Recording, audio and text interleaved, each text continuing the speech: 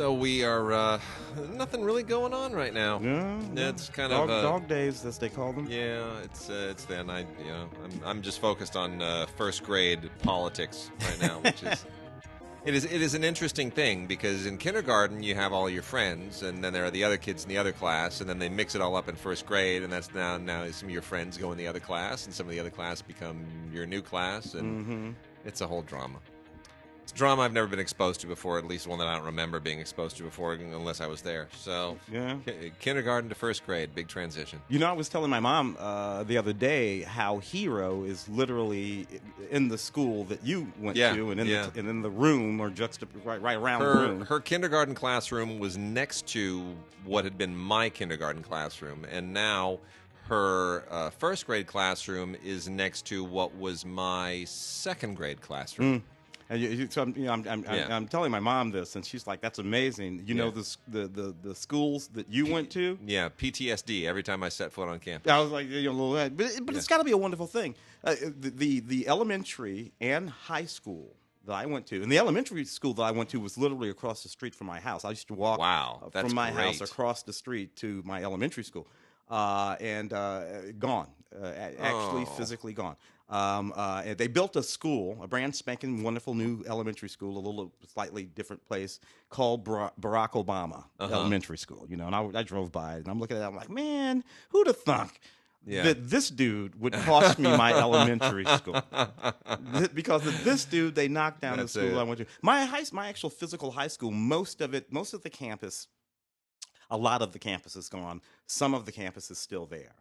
But they closed all these schools because there are literally not that many children. This is all in St. Louis, of course. Literally not that many children, just at all in those communities where I grew up. The number of children has just diminished precipitously.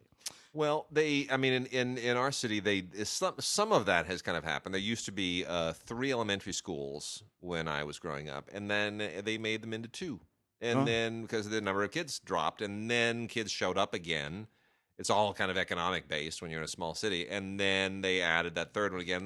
Now they just consolidated the other 2 elementary schools again because they're turning the one into a middle school so that they don't have the middle school and the high school all packed into the same campus. Yeah.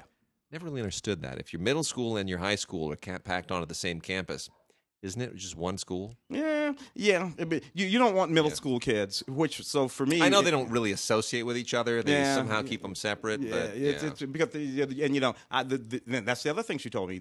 What we call junior high, which I prefer, in the Midwest, as opposed to middle school, which was the 7th and 8th grades. So that's for me it was 7, 8, and 9. Really 9. Yeah, interesting. I noticed that around some places, but for us it was 7, 8, and then freshmen. So 9, 10, 11, 12 were at the high school. So that the actual physical structure, again, gone. Where I went to junior high does not exist anymore. I taught junior high at that junior high in the middle 80s or something like that, which was kind of weird. So that's the school that I went to and a school that I taught at, all gone.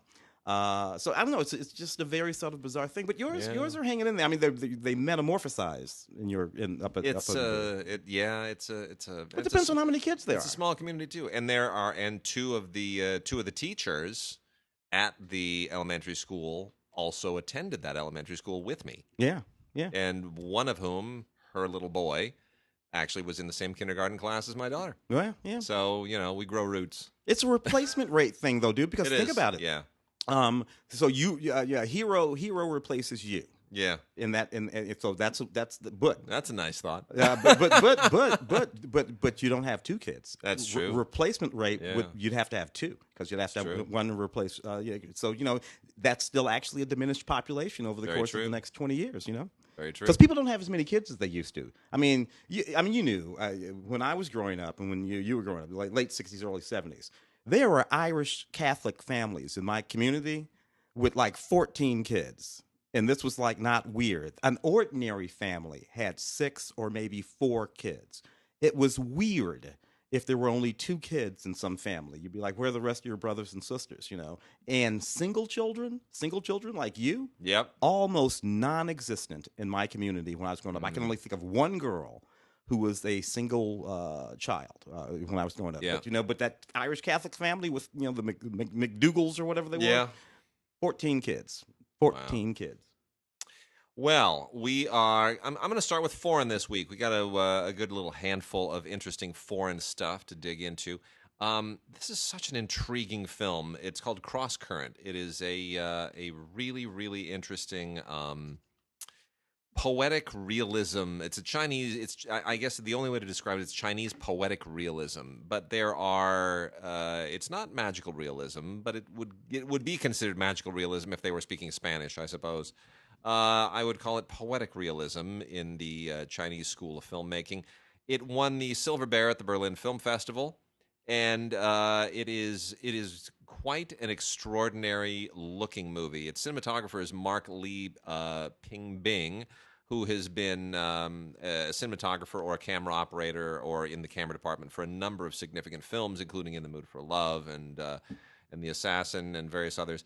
It is an odyssey. It is an allegorical odyssey going up the Yangtze River, dealing specifically with the this young man who is bringing a cargo ship up the river with stuff on it, and how he repeatedly encounters this very mystical woman who seems to be getting younger along the course of the journey, and what that actually says in a symbolic way about life and China and journeying generally and all of these things.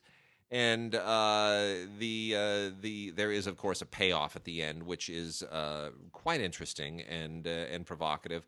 And otherwise, you're sitting there and you're just soaking in the beautiful environment and the ambience and the cinematography, and it's really, when you think about the fact that they probably didn't spend a whole lot on this movie, and it just looks gorgeous. There's no excuse to not make a movie that doesn't look like $10 billion. It is called Crosscurrent, written and directed by Yang Chao, really, really talented filmmaker, and beautiful cinematography by Mark Lee Ping-bing. So I'd go check that out. That is one that you definitely want to discover. Crosscurrent. And we also have from Rudy Riveron Sanchez, is Eres tu papa? Is that you? Or is that you, Papa?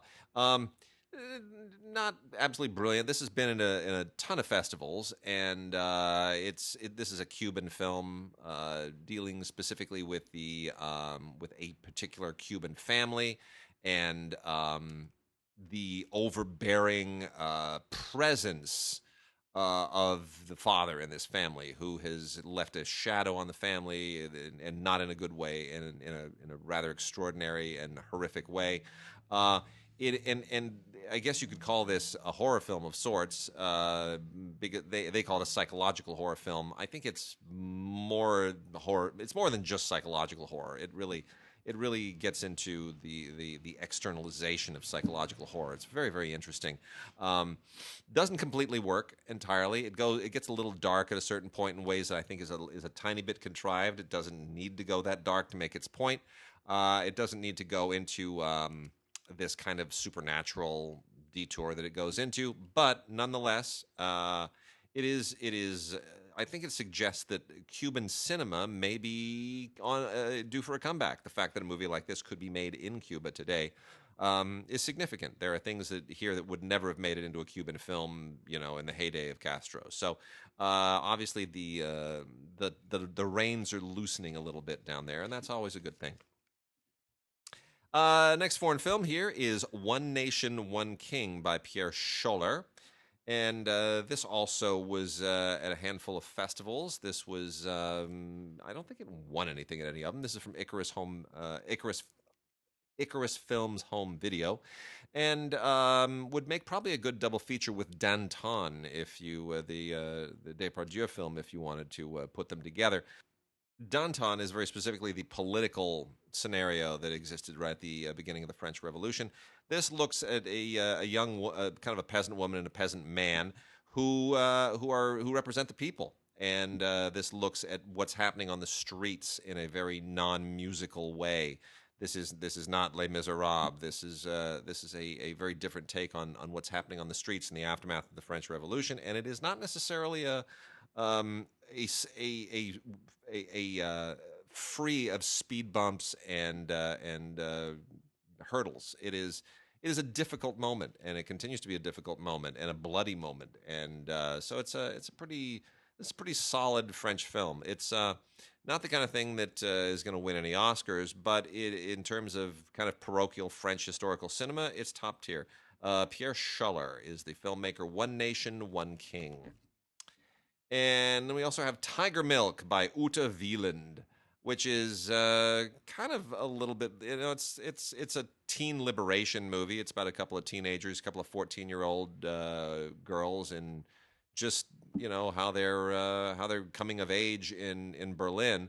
I don't know that there's much more than that. It's very blunt and very frank, and it's about sexuality and coming of age. And the one thing that sort of sets it apart is the fact that one of the girls is of Iraqi ancestry, and there is fear that she and her family might be deported and sent back to Iraq. So the cultural aspect that divides these two best friends is the thing that really sets it apart. But apparently it's based on a novel. This is from Altered Innocence, and it is very competently made. It's a little bit obvious, but what it says about modern-day Europe and changing demographics and refugee crisis and all of those things that are in the news constantly, I think it treats it in a very, very mature way. The Brink is a super cool action film from Well-Go Entertainment. This is so Max Zhang and Yu Wu from Paradox and Master Z. They basically look. It's a cop film. I mean, you gotta stop a smuggler and triad gang warfare and on and on and on. It's a lot of fighting. It's a lot of gunplay. The plot doesn't really make any difference. It's just really, really very well done and very well executed. It's called The Brink. It's a super cool action film. If you like modern day Chinese martial arts and gunplay films, you'll love it. If you like them a little artier, you will enjoy How Long Will I Love You? And you is just the letter U. This is a romantic comedy. This is a really fun Chinese romantic comedy, which shocked me. This is also from Well-Go. And most of the things that pass for romantic comedy that come from China these days are terrible. They are silly. People mug for the camera. It sort of represents the worst of Chinese comedy. And it doesn't translate at all. And that's why almost none of them actually make it over here. This is not that at all. This is really, really clever because there's a gimmick here. And the gimmick is that these two people who are part of the romantic comedy are separated by 20 years. Well, how can two people separated by 20 years have a romance between them?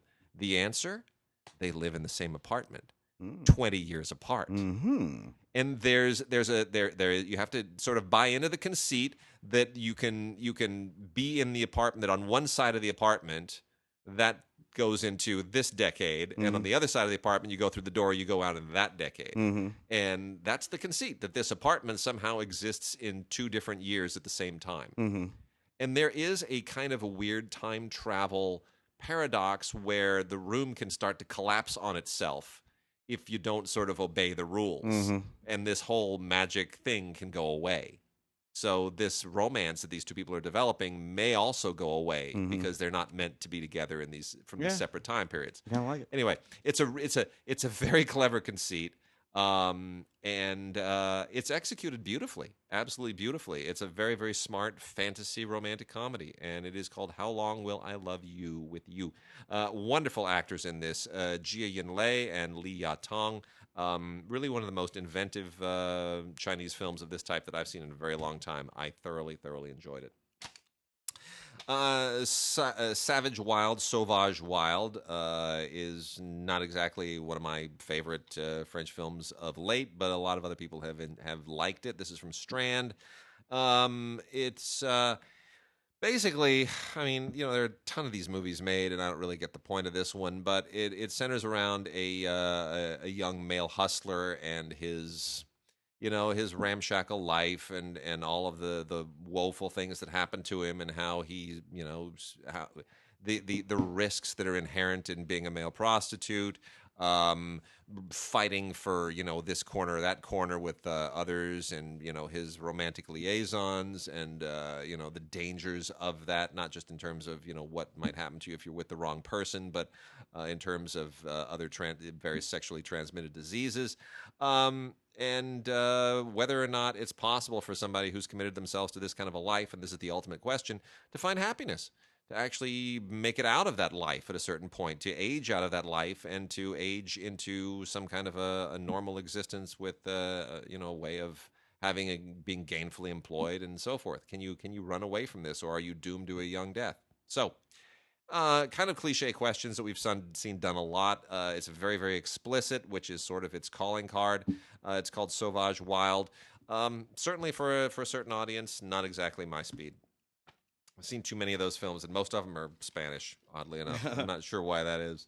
And then I'll save a couple of these for later, but this one I want to talk about for a second. Aniara. Tim, did you see Aniara by chance? I did, yeah.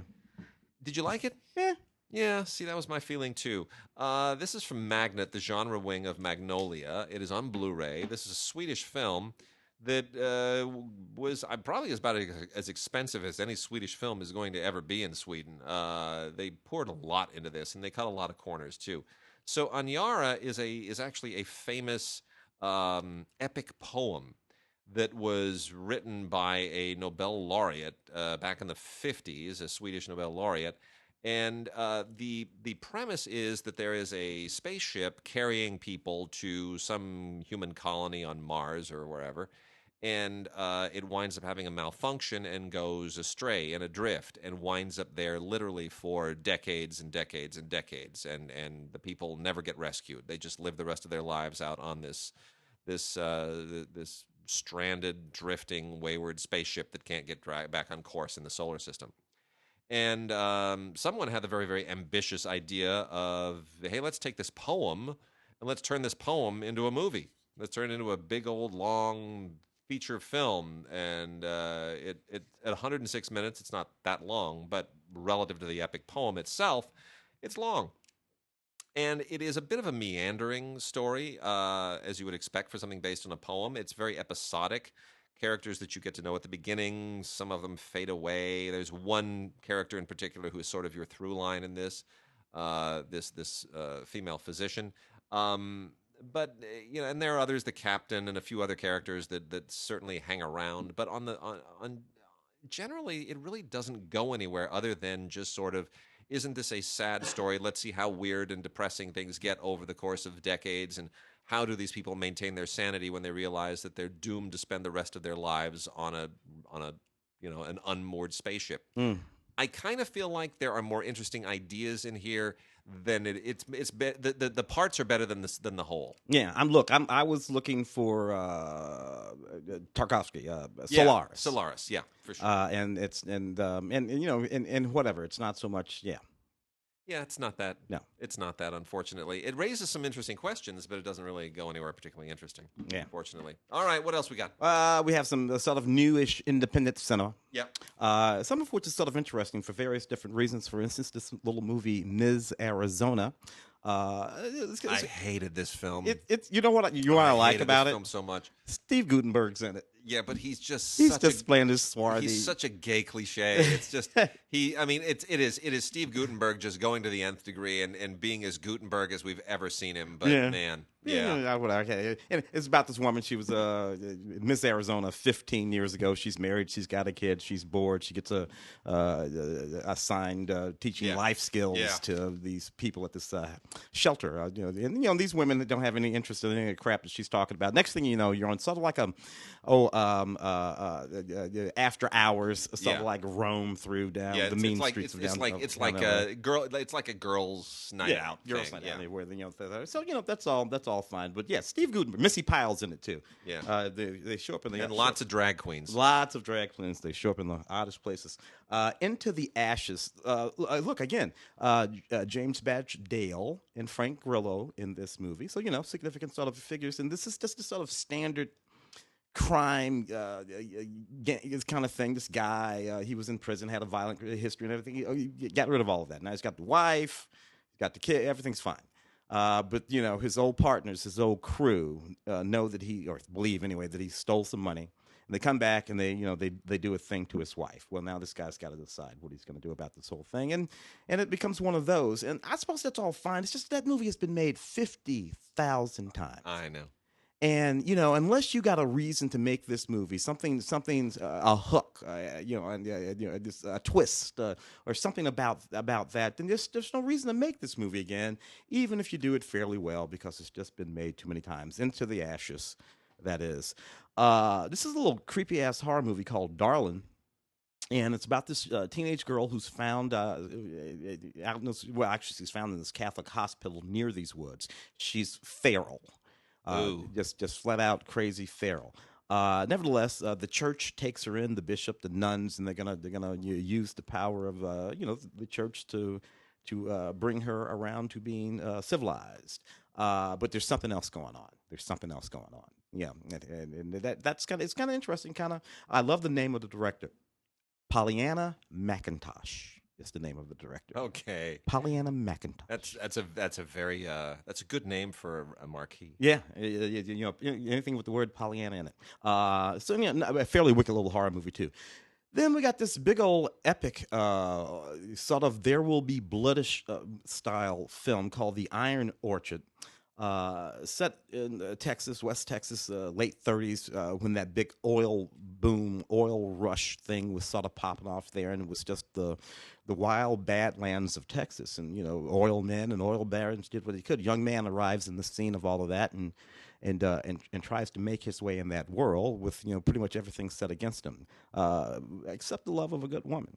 And this is all about that, and it's really beautifully shot. I mean, it really does have a sort of There Will Be Blood sort of look to it, that sort of sepia taupe with these old oil wells and these gushers, as they call them, going off, and just the sort of drama that you get from like a Russian, like an 18th century Russian novel or something like this, from Pushkin or something like that. Yeah. It's just what that's set in and not the Old West, but in that transitional period, out of the Old West and into modern times, before we understood how rich oil was going to make some portion of this nation.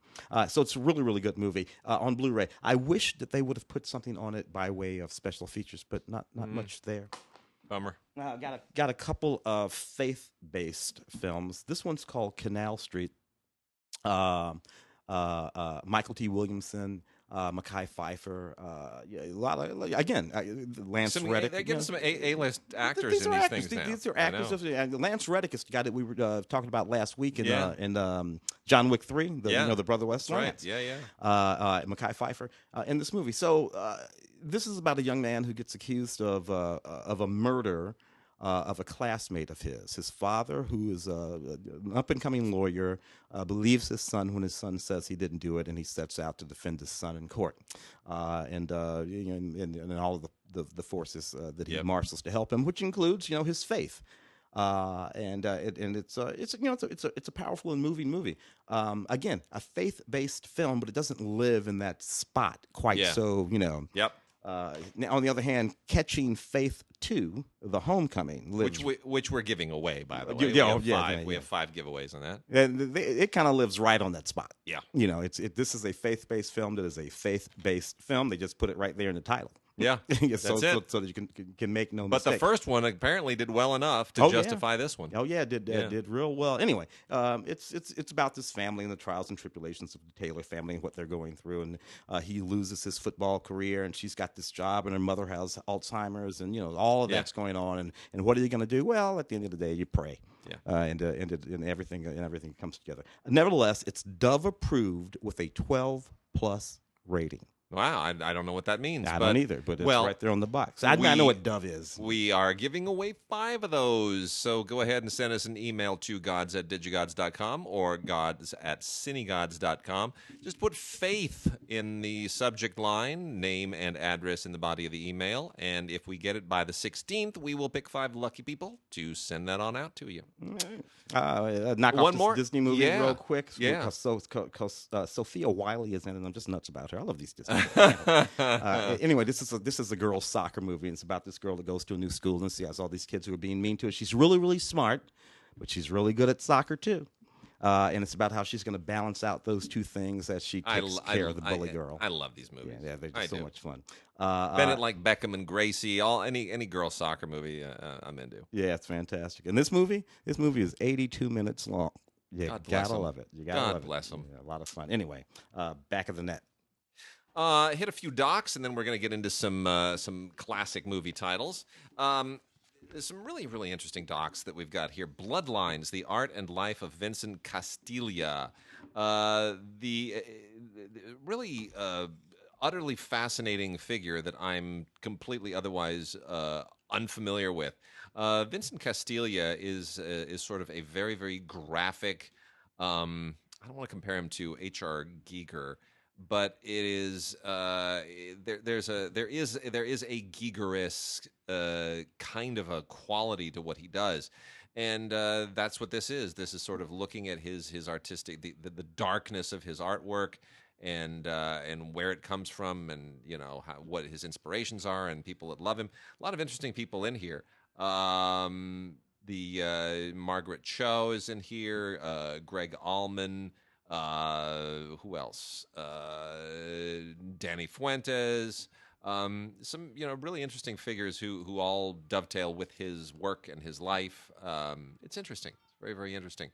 And then we've got A Quest for Meaning, which is a pretty heady title for a documentary, because you think, well, how do you bite that off in a single documentary?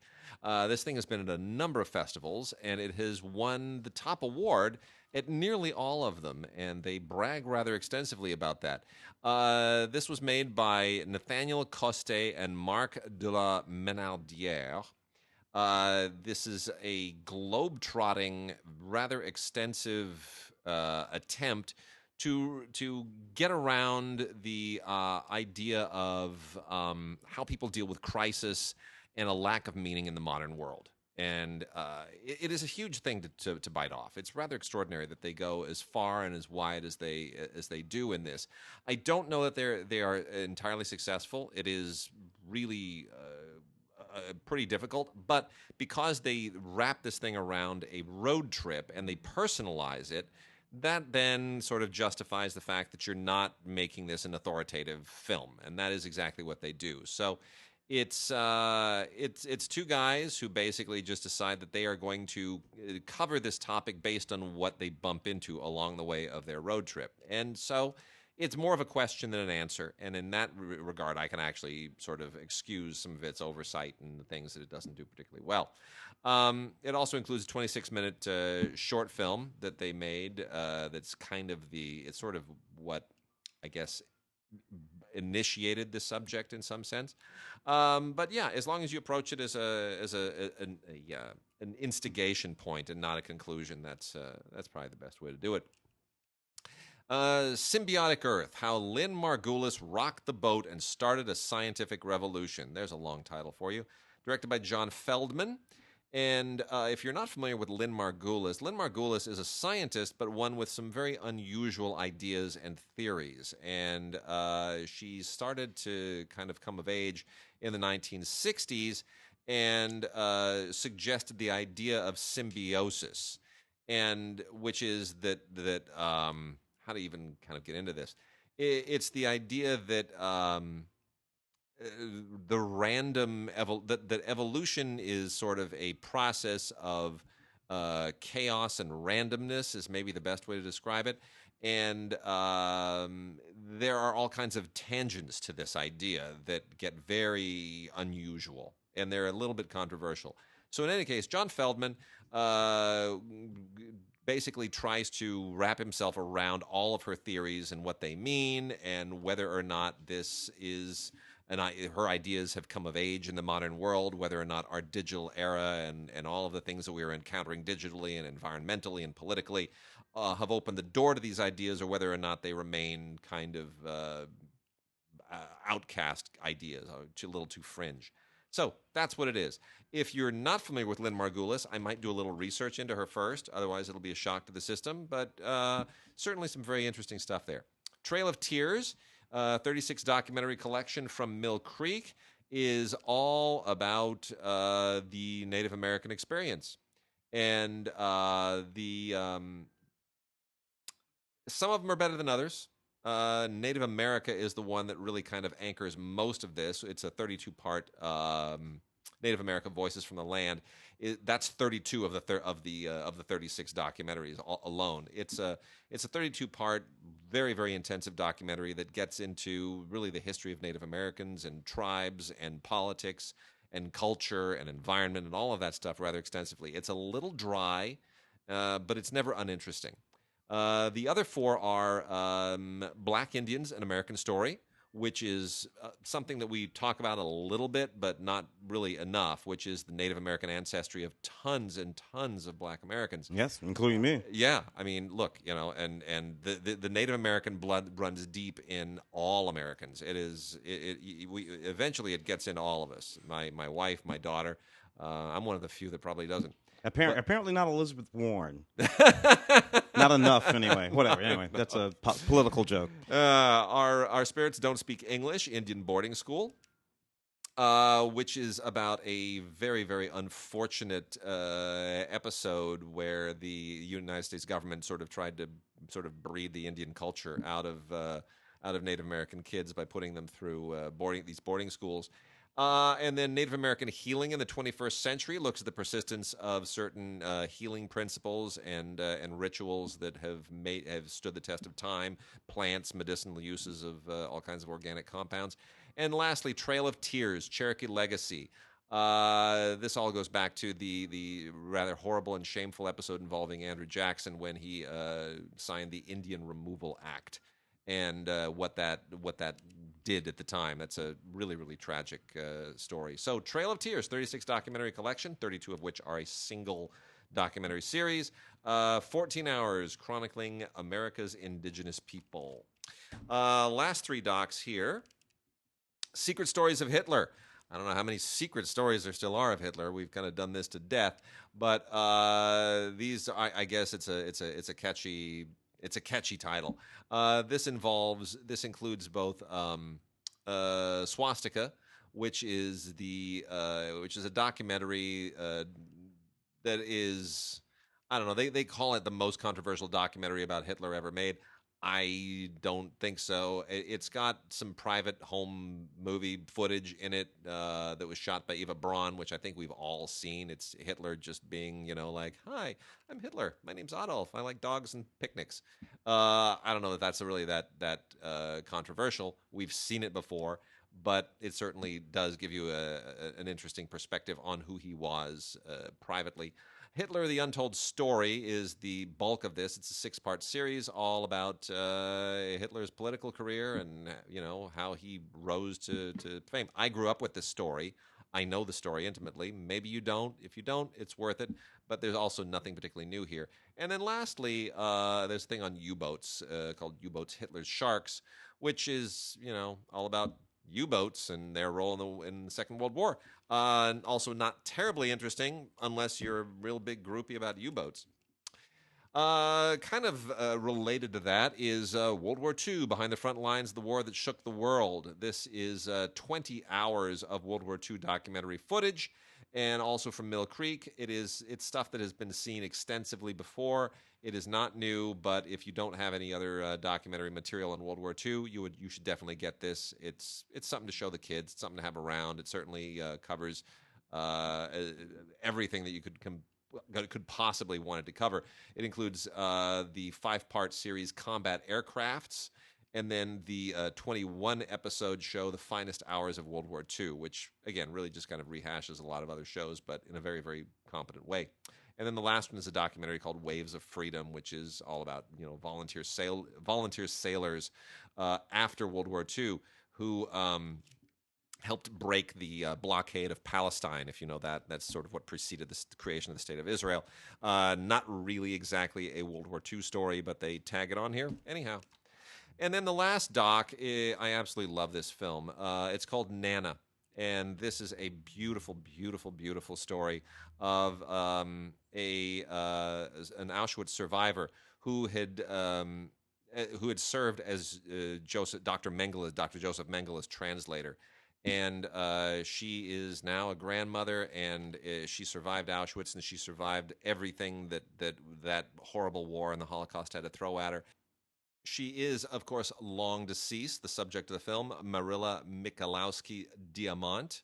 Marilla Michalowski-Diamant is her name. She died 15 years before the film was made, but her granddaughter made the film, and it becomes a personal journey. So Serena Dykman is the filmmaker, and she and her mother are the prism through which you discover this story, and it is quite a powerful story.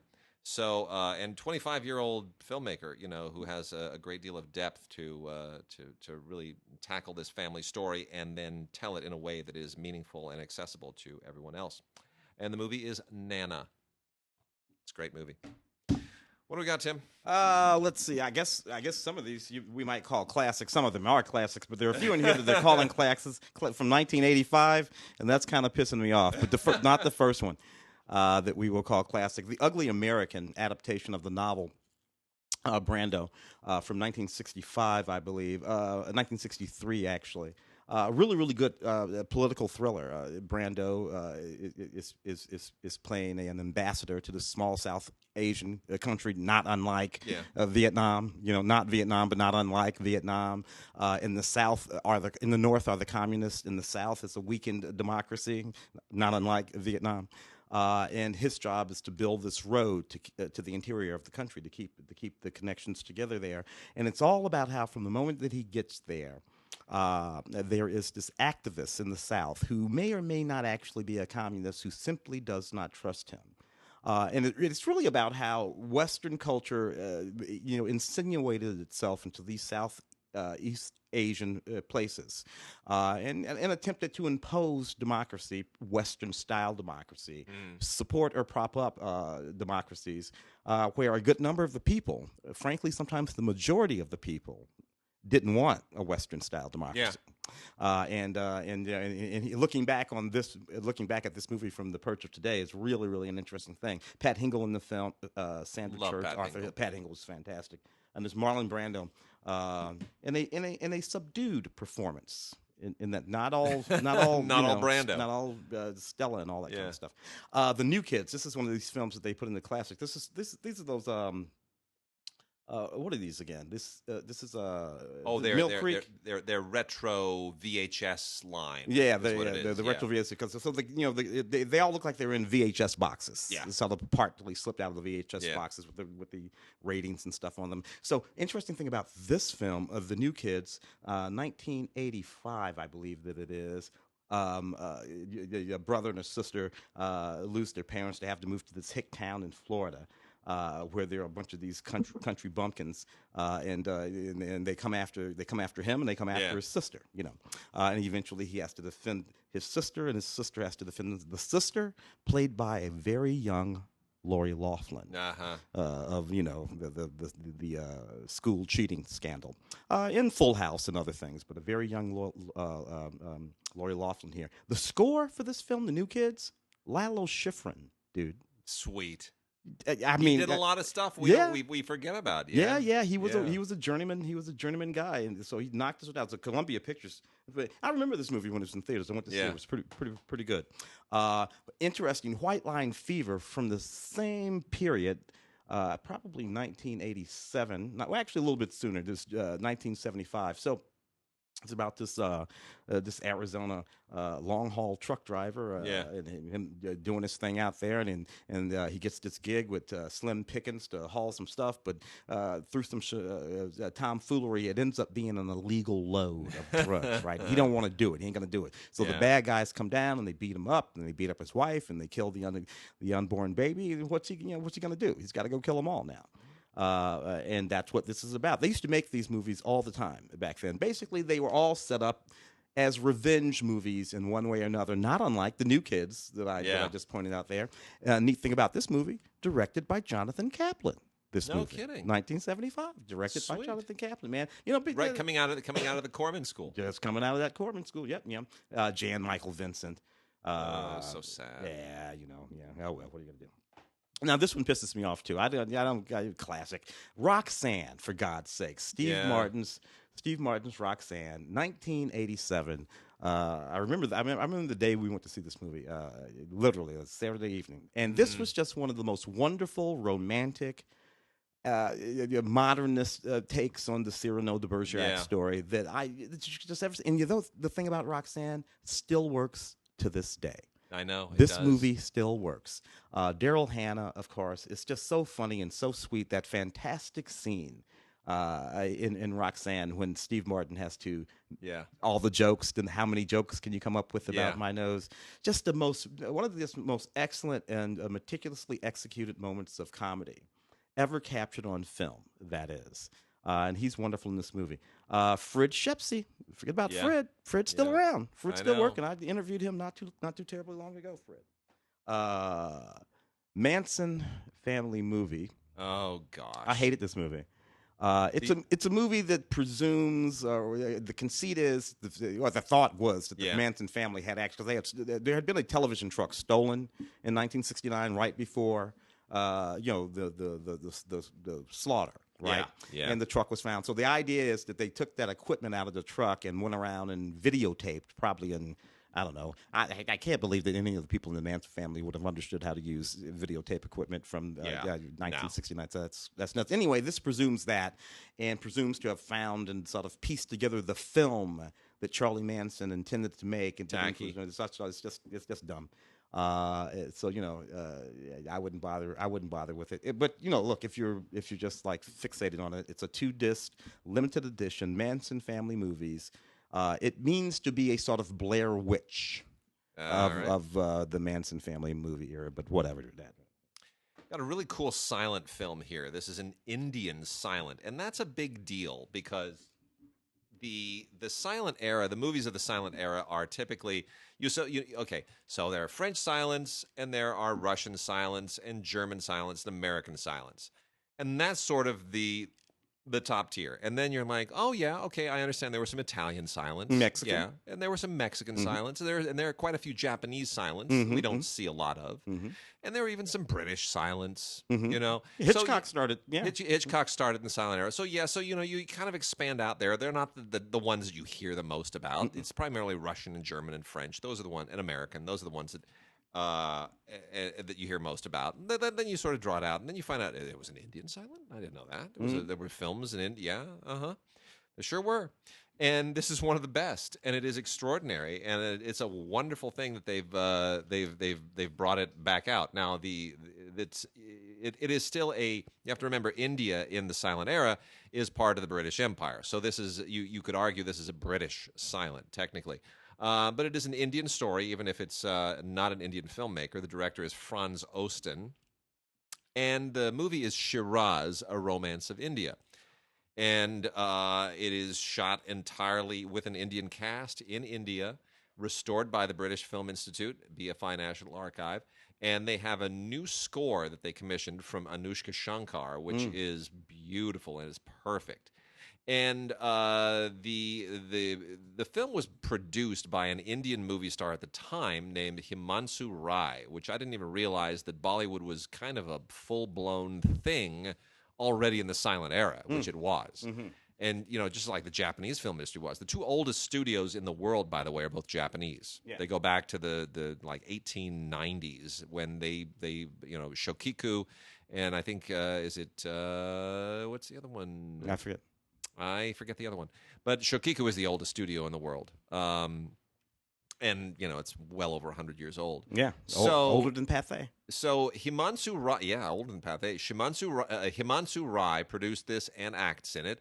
And it's a romance about, I don't want to tell you what, but a guy and a woman, and the fate of the woman, and the sort of tragic thing that transpires. And anyway, it's what it says about Indian history, and what it seems to say certainly about Indian history at the time of being subject to the British Empire, is what makes it so interesting. It really has a lot on its mind, and it's once you know a little bit about the backstory, it's very powerful and very effective. And the movie is Shiraz, A Romance of India. Comes with a bunch of special features on it, some very, very interesting stuff.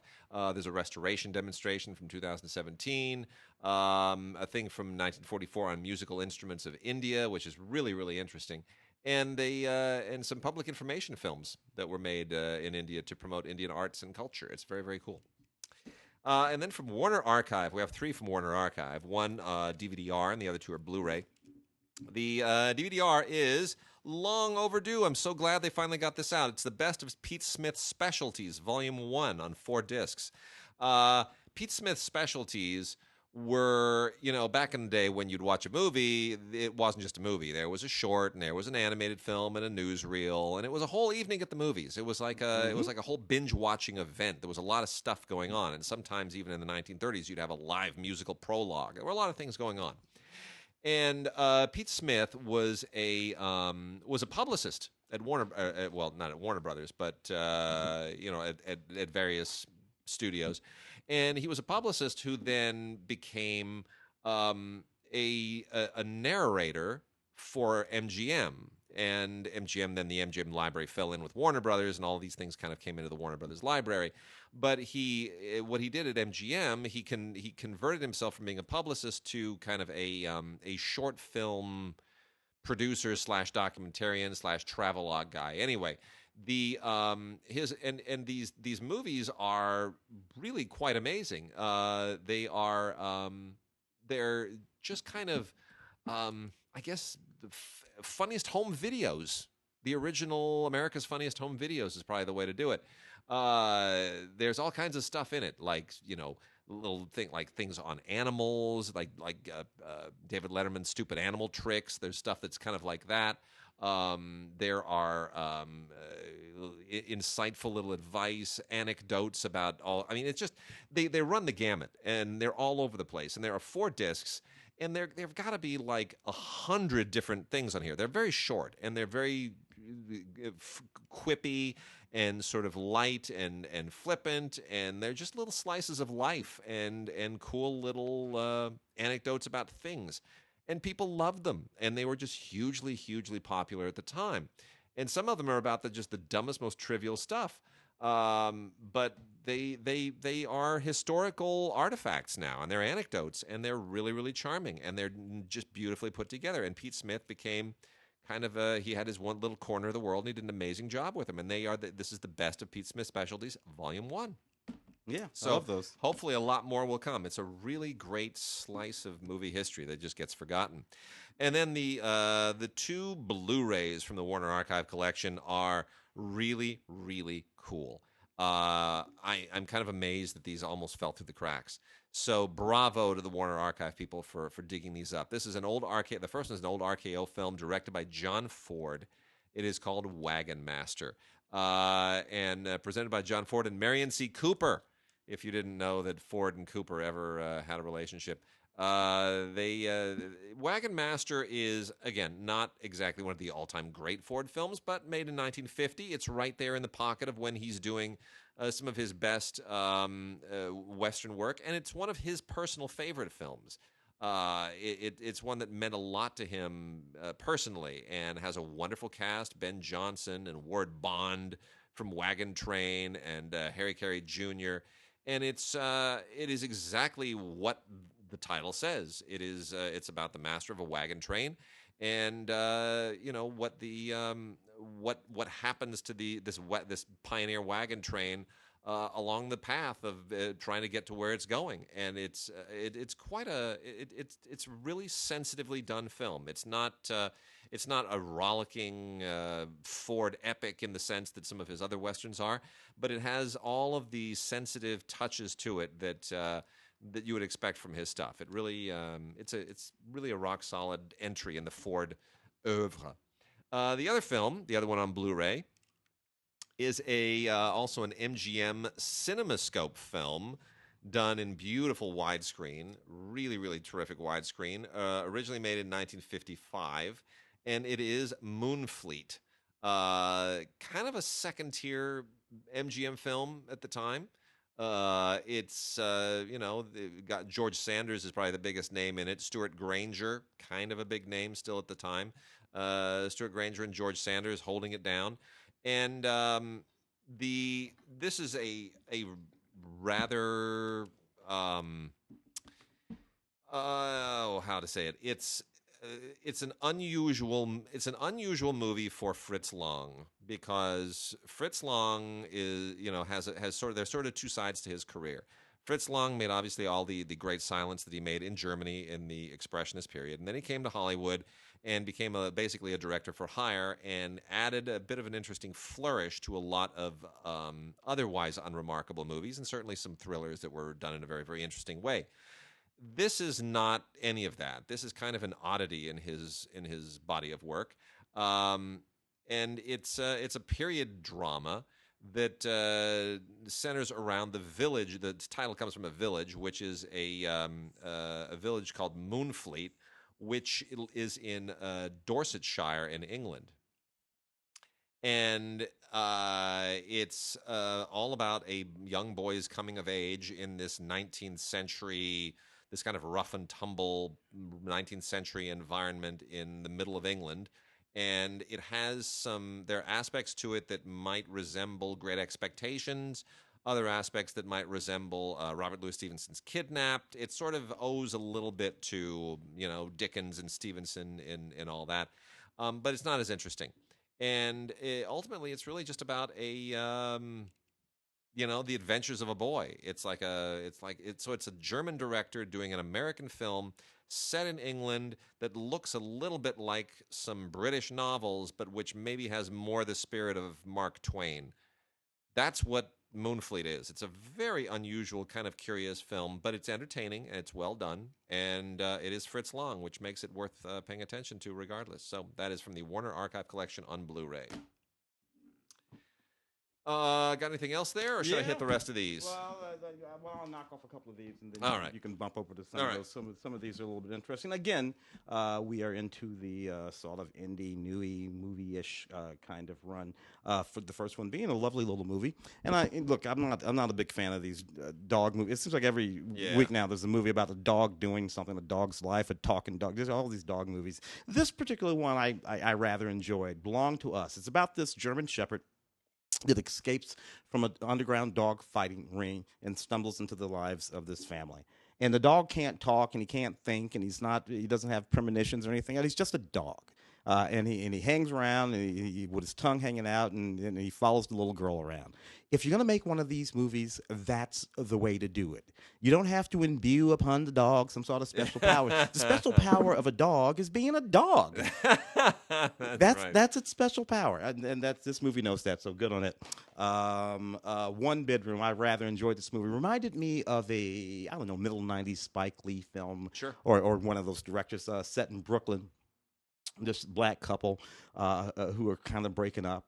And in a number of flashbacks, we go through from the time that they meet all the way through their relationship, as they struggle to see who's gonna keep the apartment, the one-bedroom apartment in this Brooklyn neighborhood that's gentrifying. Neither one of them wants to leave the apartment, so even though they're kind of breaking up, they kind of stay together, and we see whether or not love means you sort of stick it out anyway. I just rather enjoyed this film. It's really great Brooklyn film. Sort of roams all around the city. I like the language in the film. It's just this really neat little movie. 15, 20 years ago, a little movie like this would have been all the rage. But I like it anyway. Lots of special features too, including the audition footage of the main characters and some audio commentary stuff.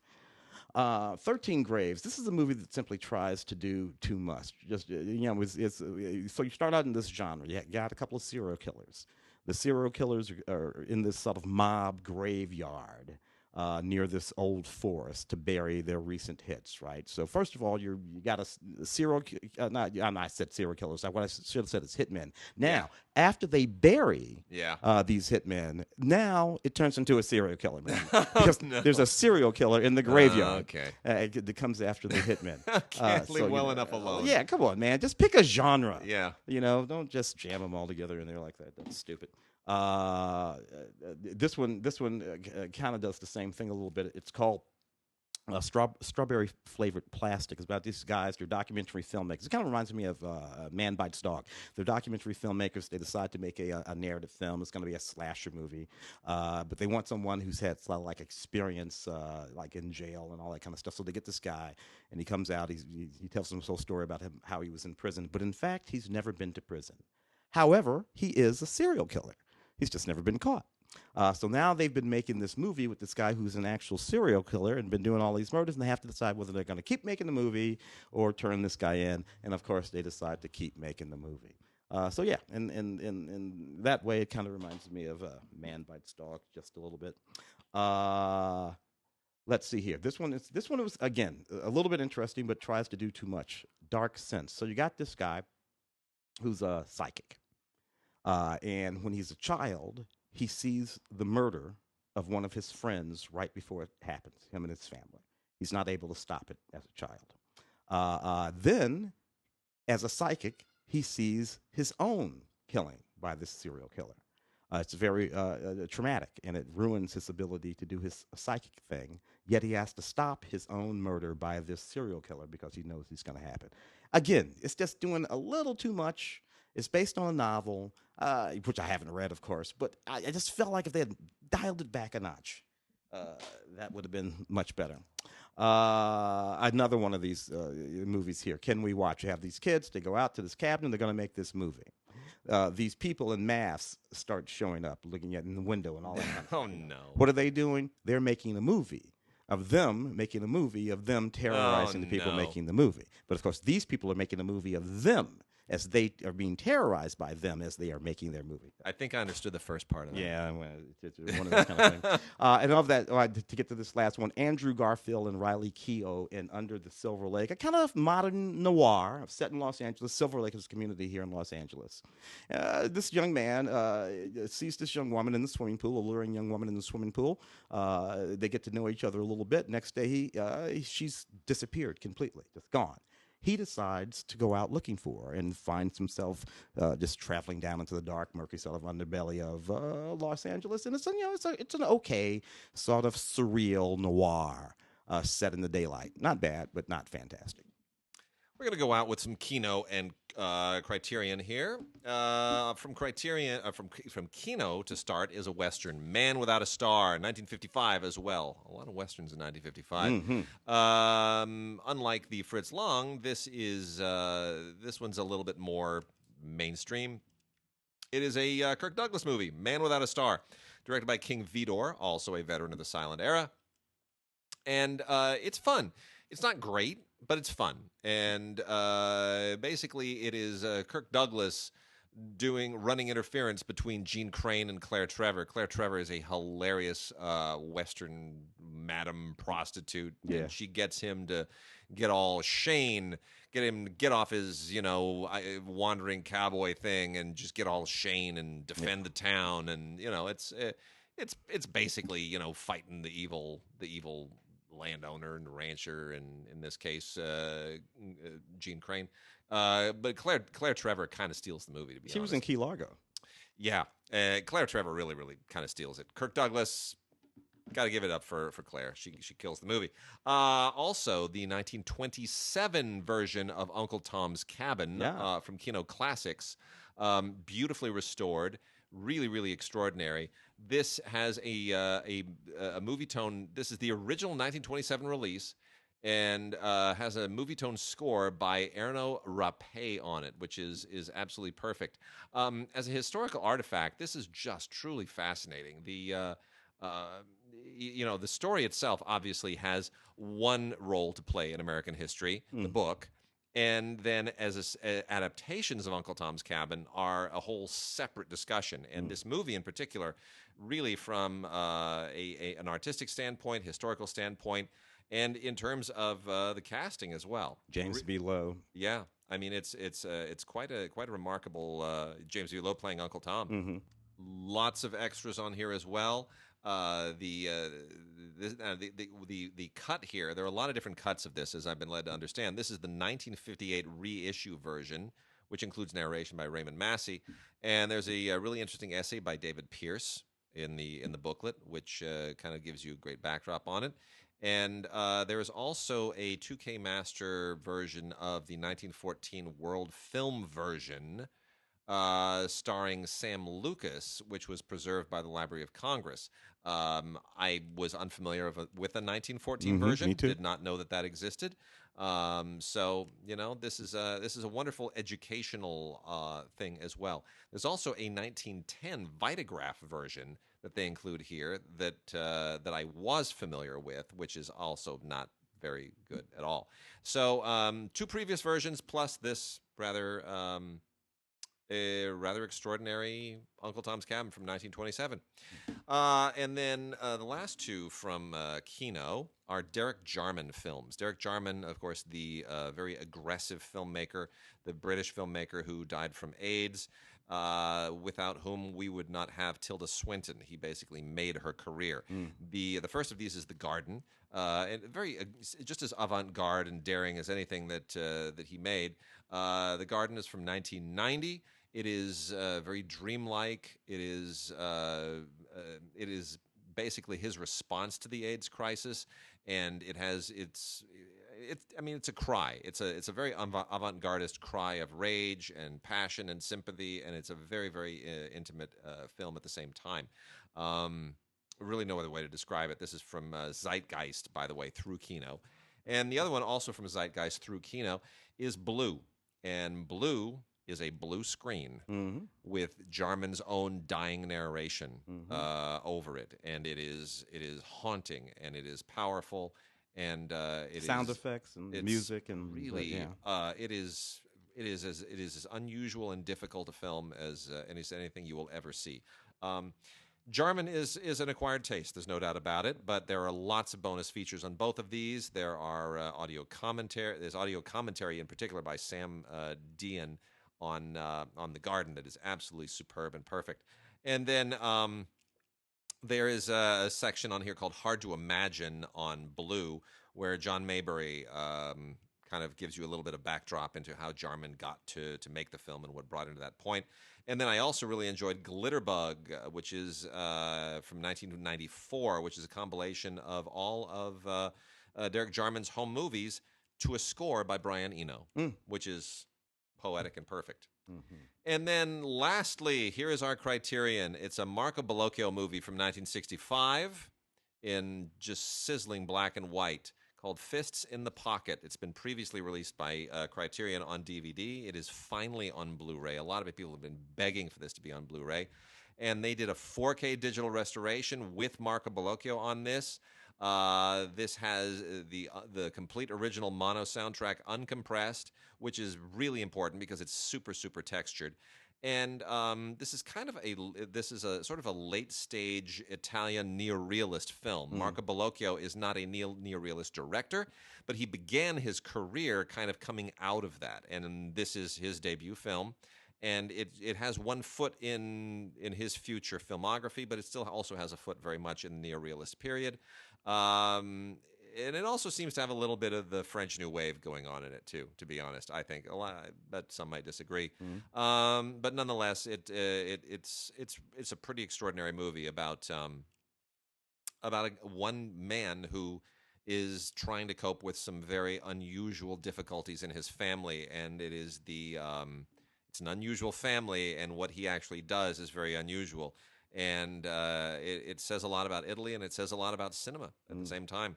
Great interviews on here from the previous 2005 release with Bellocchio and his actors, and even Bernardo Bertolucci, now deceased. So I'm glad that they preserved that. Also a new interview with film scholar Stefano Albertini, all absolutely superb and beautiful. Fists in the Pocket, another first-rate director's edition from Criterion. So with that, we are done this week. We will be back next week. Remember, go to the Facebook page for CineGods, or go to the DigiGods Facebook page and join it. At some point, we're thinking about merging those two, so we'd like to hear from you if you feel that would be okay, if you're a frequenter of the DigiGods page. Also, visit us at cinegods.com. Mark Kaiser doing a lot of reporting from the Venice Film Festival. You're going to want to see there. A lot of fun stuff. He's got a piece on Joker. Yes. Which I think is already up, right? Yeah, it's already up. Go Joker definitely read Mark's piece on Joker. For sure. Really, really good. So let's see what else Mark has going. He's doing the Euro Festival train, which is fun. When you live here in the United States, Toronto and Sundance and South by Southwest are sort of where it's at, and those are all far away. I mean, Toronto, Utah, Texas. That's a big triangle. Yeah. In Europe, if you're in Paris, you can literally attend. You can fly to 20 of the greatest festivals in the world within an hour. Yeah. Within an hour. Yeah. You're right there. You might even take the train to some of them. And so it's quite a thing. Mark is kind of he's in the eye of the hurricane, as it were. Yeah. So it's all fun. All right, everybody. We'll see you next week. Get that these young actors and actresses, that the thing that blows them up usually isn't the first thing they've done. Right. So this is an interesting look at Daisy Ridley. That's another one you didn't mention earlier. That the last Star Wars film. I guess I'm kind of looking forward to that. I guess I'm not sure. I'll be glad to have it done. Yeah, I've lived my whole life with the 9 episodes. I'll be glad to have it done. Hey, you made it to the end of the show. We have a giveaway, which you will have seen by now, posted on the Facebook page. And so that's what we did. We baited you all the way to the end of the show. Here's what the giveaway is. If you've seen it, we are giving away an amazing grand prize for Rocket Man, which includes a tote bag, glasses, the sunglasses, the crazy Elton John sunglasses, a jacket, a karaoke microphone, and of course Rocket Man himself as a 4K Ultra HD. And we're gonna give all that away to one very lucky person who emails us at gods@digigods.com or gods@cinegods.com. Put Rocket Man, one word, just Rocket Man in the title. Put your name and address in the body of the message, and make sure it gets to us by the end of this week, September 6th, Friday, September 6th. No later than September 6th, midnight. September 6th, we'll stop taking the emails. It's a very, very short contest, but one very lucky person will get all that good swag from Paramount. So it's going to be a lot of fun. So Rocket Man to gods@digigods.com or gods@cinegods.com, and we'll send you glasses and a microphone and a jacket. You'll be the weirdest person on Halloween for sure, just like I will. All right, with that, we'll see you guys